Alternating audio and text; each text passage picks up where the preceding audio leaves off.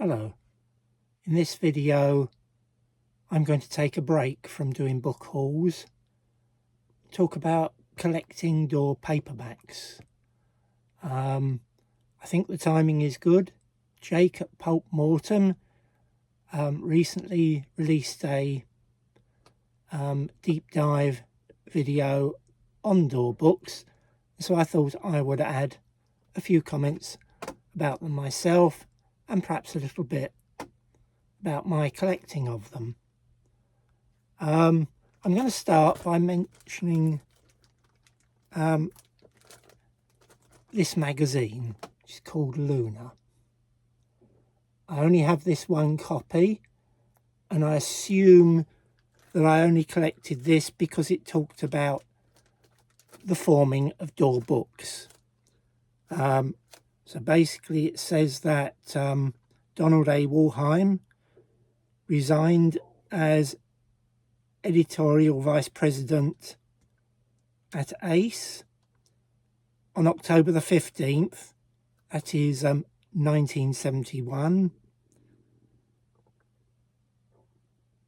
And he says that he resigned because of financial problems at Ace. And he formed Daw Books. Publications were handled by New American Library, but basically he took editorial control, and the first books came out in, I think it was April 72. So that is the background. This makes no mention of the format, and I have looked around, and just as Jake did, I know nothing about who came up with the idea for the yellow spines, why they continued for so long, and to be honest, why, when they eventually finished at Daw 580, did they stop? Now, what I've read, most commentators seem to think they stopped because the industry had moved on. There were new techniques, new formats, there was more competition, and Daw wanted to move with the times. Whether that is true or not, I do not know. I've tried looking for explanations, and there is very little about Daw books and the history and the role of the editors. I mean, obviously there are programs about Donald A. Wollheim, who is one of the great editors, not the greatest in my view, but a very capable editor. I had a look at the Science Fiction Encyclopedia, and they only recommend 2 books about Daw books. And these are basically for collectors rather than talking about the publishing history. And the 2 books that they recommend are this one, Future and Fantastic Worlds by Sheldon Jaffery. And this book talks about all the books up to Daw 707. And this was produced, I'll just try and check the date, if I can find it. This was produced in 1987. So it may not have been totally up to date, but it covered all the books up to number 707, and I will tell you the date of 707. In fact, it may be easier from the book.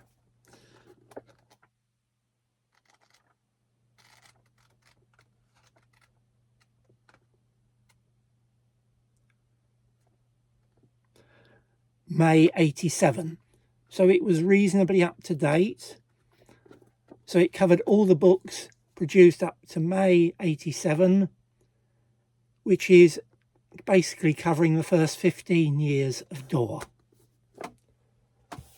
The other book that's recommended or mentioned in the Science Fiction Encyclopedia is An Index to Door Books by Ian Covell, and that is this. It's part of a series of books about publisher lists and other things. This is the only one I think I've got, and this one covers books up to number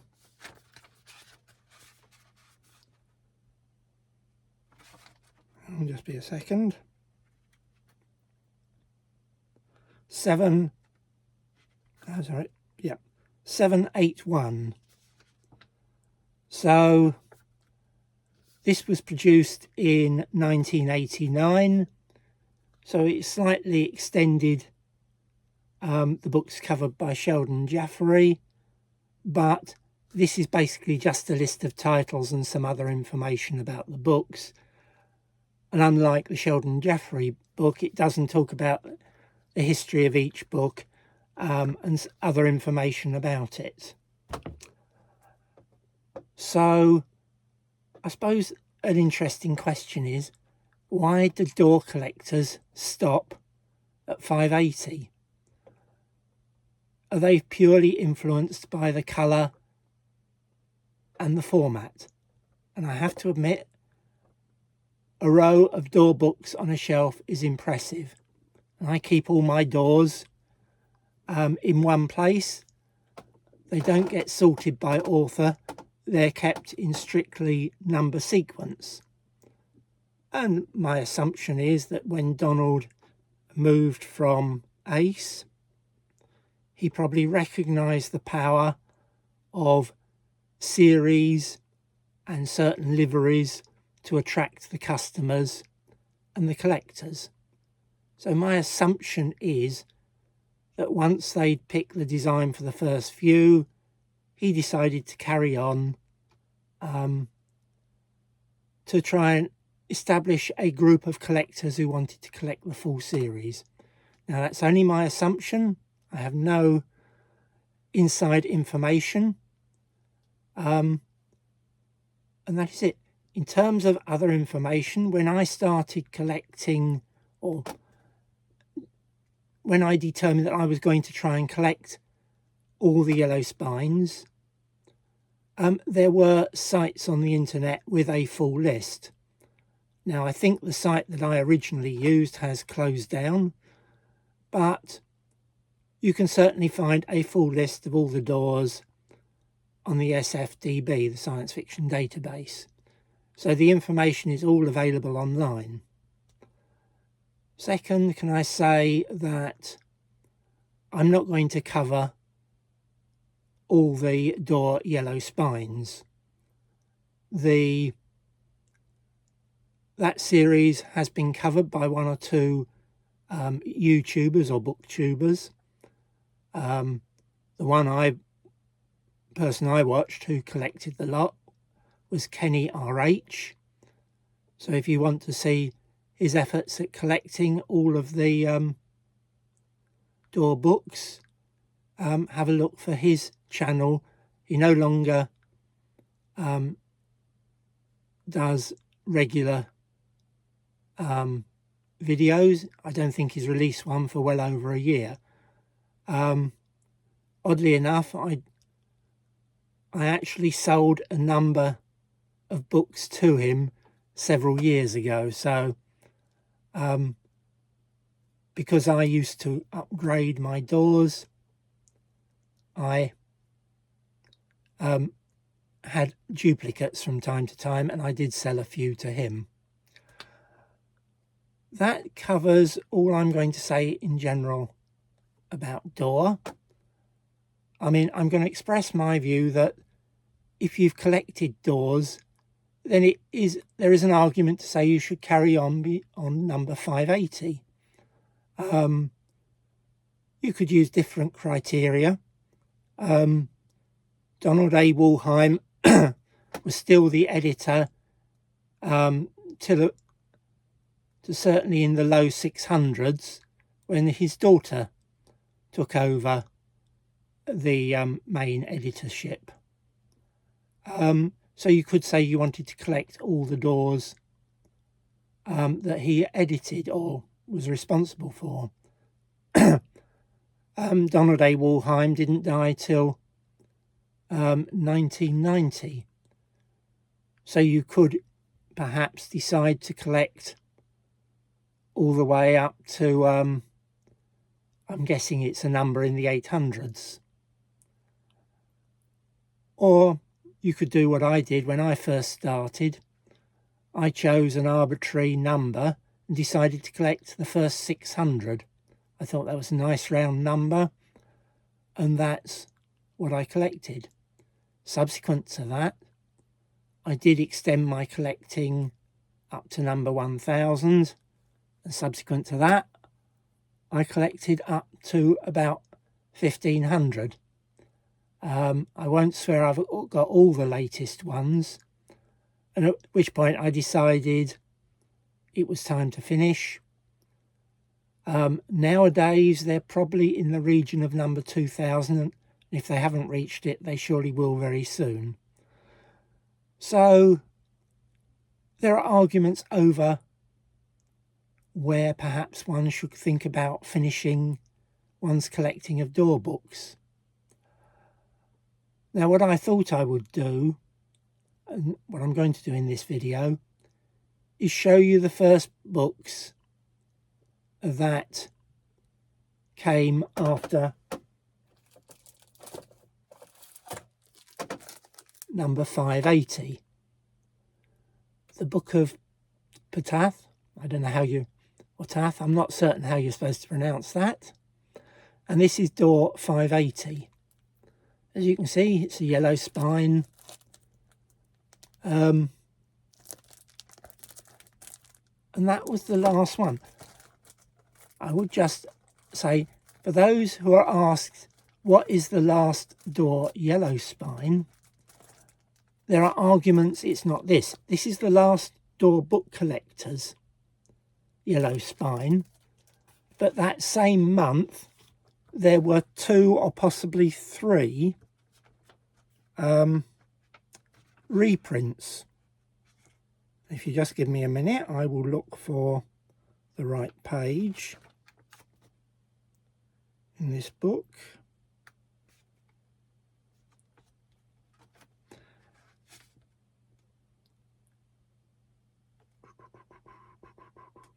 Right, in the same month, there were 2 reprints. There was Marion Zimmer Bradley, The Keeper's Price, and Tanith Lee, Delusion's Master. Now, I don't know whether you'll be able to see the information, so I'll hold it there and you can pause it if you want to look. But basically, in Ian Cowell's Covell's list, there is a printing number which is different to the door collector's number, and the A.E. Van Vogt, the Book of Tath, was run number 1930. The Bradley was 1931. The Tanith Lee was 1932. So if one assumes that the production number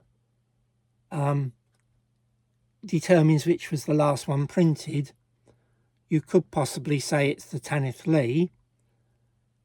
And Ian Cowell could not find information about run number 1933. So maybe there was another book that was reprinted that month, and so is arguably the last yellow spine door produced. I have seen the Tanith Lee online. There are 2 or 3 copies on eBay. It's a 3rd printing. So, as far as I know, that is potentially the last yellow spine that Door produced. If someone knows differently, please let me know.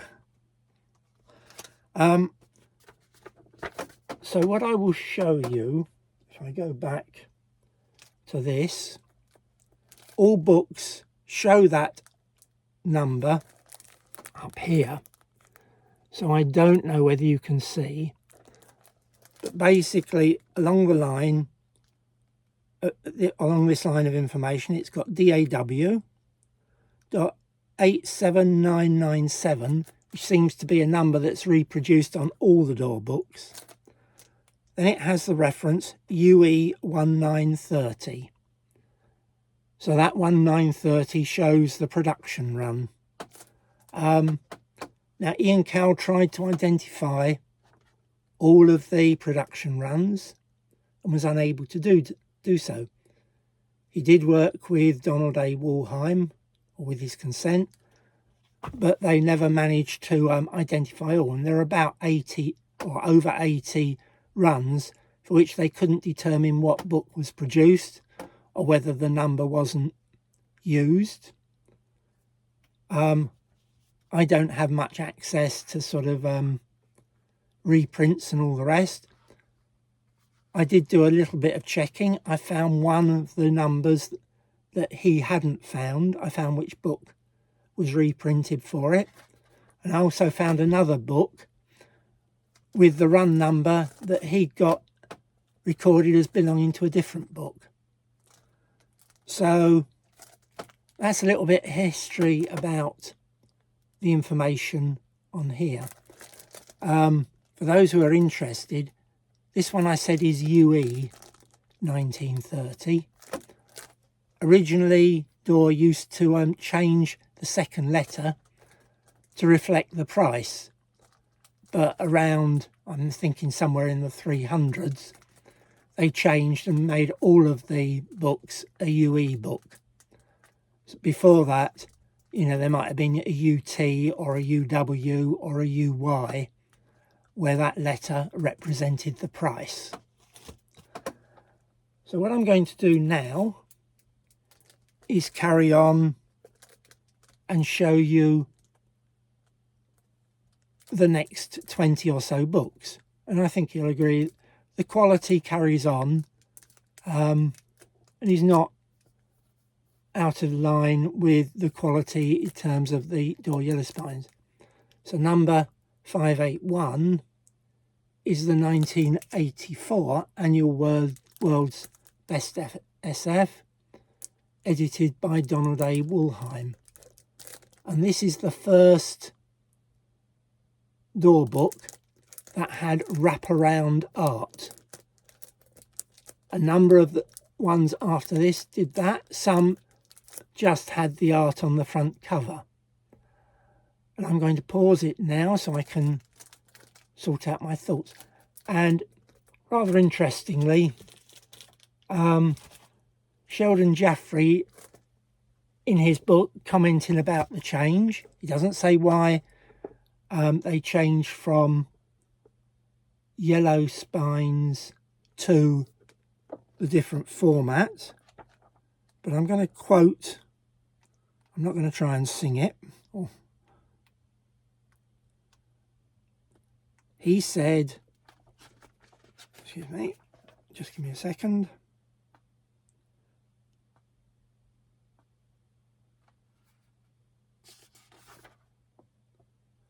All right. He said that the change reminded him of an advertising jingle. And I'm not going to try and sing it, but it reminded him of, "You'll wonder where the yellow went when you brush your teeth with Pepsodent." And I think a lot of science fiction collectors are wondering why the yellow was done away with. So I thought I would just mention that. So I'll now pause the video so I can pick up the next few doors to show you. All right, I'm now ready to show you the next few Daw books. Next I'm going to show you number 582, again with wraparound art, and it's The Ring of Truth by David J. Lake.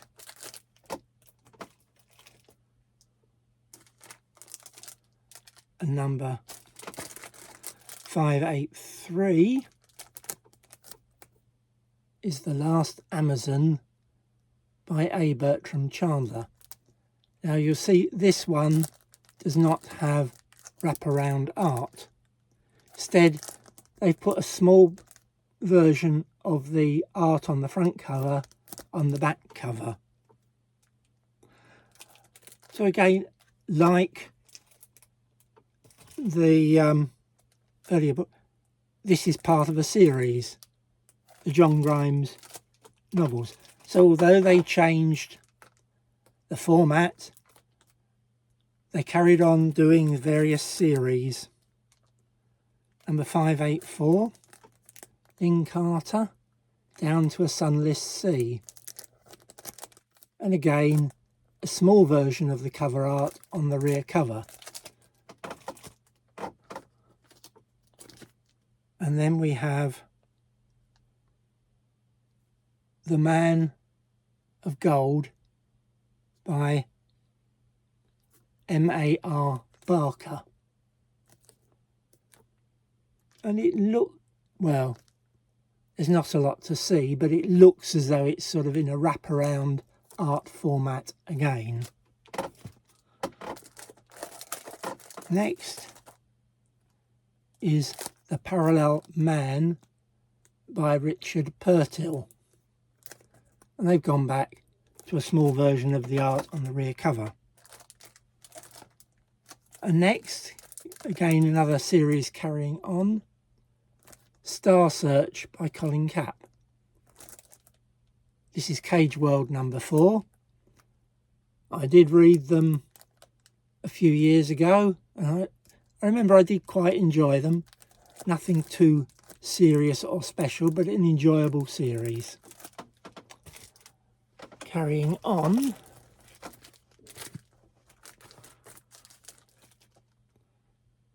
and this is number, sorry about this, 589, Native Tongue by Susan Hayden Elgin. Again, a small version of the art on the back cover.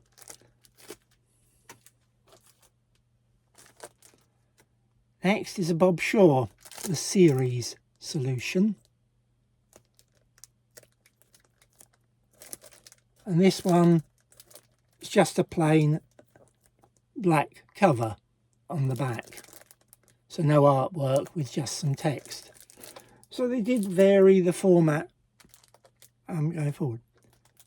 Next is Habitats, which I think is an anthology edited by Susan Schwartz.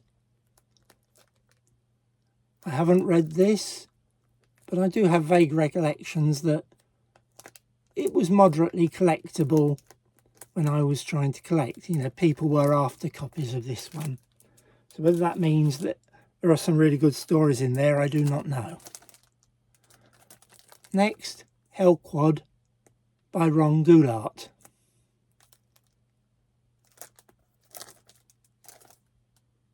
And this one has put the art in a circular format on the back, so slightly different again.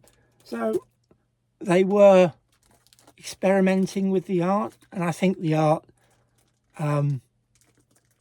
is still impressive. And next, C.J. Cherry, 40,000 in Gehenna.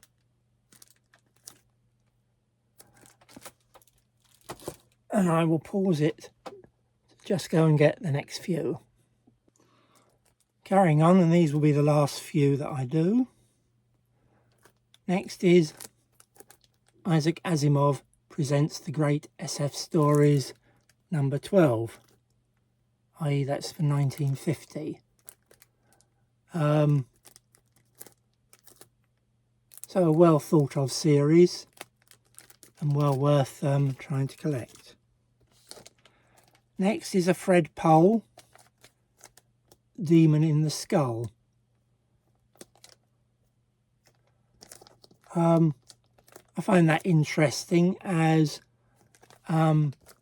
according to that magazine I first showed you, Fred Pohl supposedly took over at Ace after Donald Wollheim left. So I find it interesting that he's now publishing through Door. Next is Michael Shea, The Colour Out of Time. I must admit I've never read Michael Shea, but generally he does seem to be rather collectible, and some of his can be difficult to find. Next, E.C. Tubb, Symbol of Terror, number 30 in the Dumarest series.